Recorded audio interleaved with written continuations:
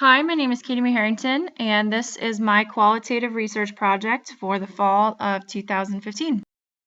So just to give you a quick introduction, a little bit about myself and then where this project stemmed from. I currently work in the industrial setting at Dot Foods Incorporated based out of Mount Sterling, Illinois. We have had an occupational health team for 10 years now, and there have been a variety of staff members, on that team over time. They've had wellness coaches, a registered nurse, two athletic trainers currently. There have been some athletic trainers in the past, but they couldn't practice their full skill set. So there's been a variety of people on the team over the 10 years.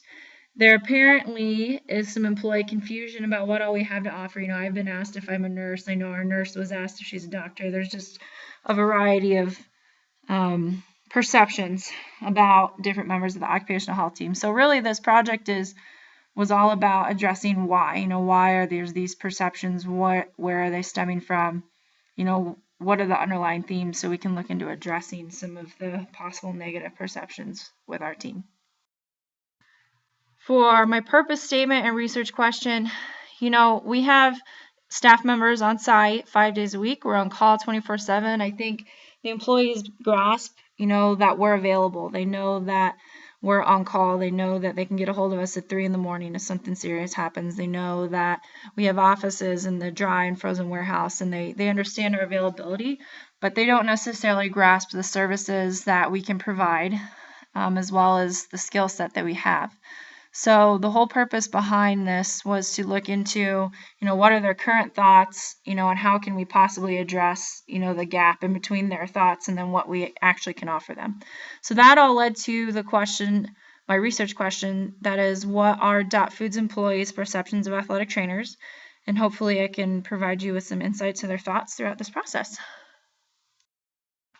So the research tradition that I chose was grounded theory, with reviewing the literature from the course this semester, as well as the text. You can understand that grounded theory is all about generating new information based off of the data that's collected. It's about discovering the underlying themes that lie within the transcript and within the text that's accumulated over time.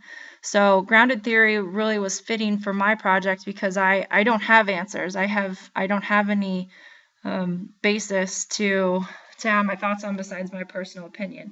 I don't have any documentation confirming one way or another what employees' perceptions are. So I really am starting from scratch when you're looking at data collection and categories and themes. So grounded theory made the most sense for this project. For my sample size, I chose purposeful sampling because I wanted to have control over who I chose, why I chose them. Looking at the 6 people that I performed interviews on, 3 of them were frozen employees, 3 of them were dry warehouse employees, 4 were men and 2 were women. If you're looking at the ratio of men to women in the warehouse, there's the ratio of men to women is a lot higher men to women. I would say it's probably more like 5 to 1.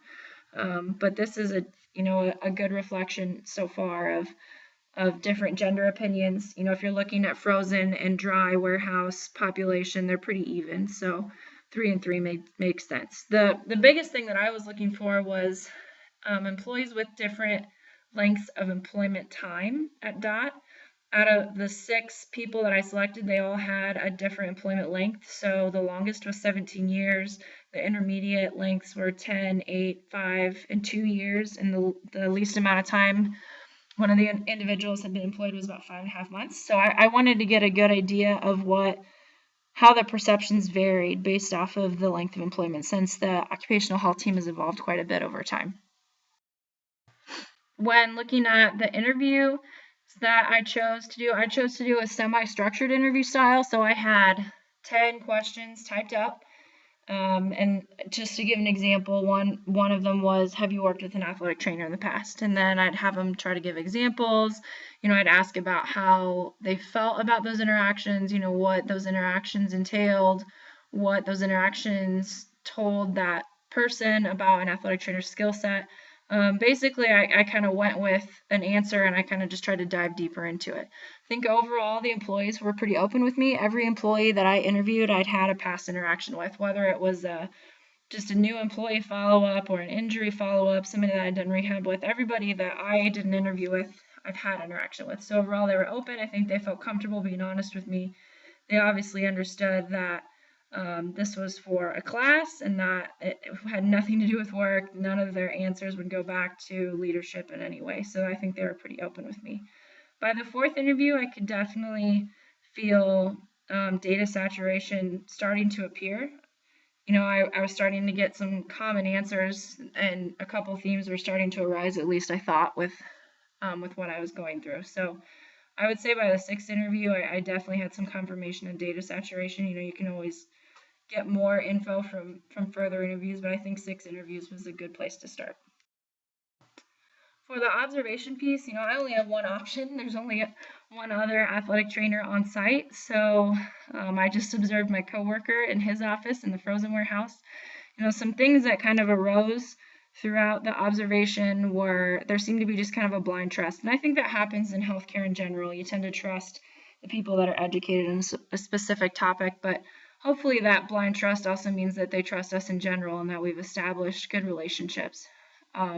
Overall, the employees were open to suggestions. If my coworker had, conservative treatment suggestions, rehab suggestions, job modification suggestions, I think they understand that we have a pretty good grasp on their job duties and obviously how that relates to whatever injury they're experiencing. So overall, they were very open to thoughts and suggestions to help them. I think the employees understand that there's an open door policy. They would walk in when he'd be in the middle working with somebody else, and that can be good and bad, but I think that helps with the relationship overall.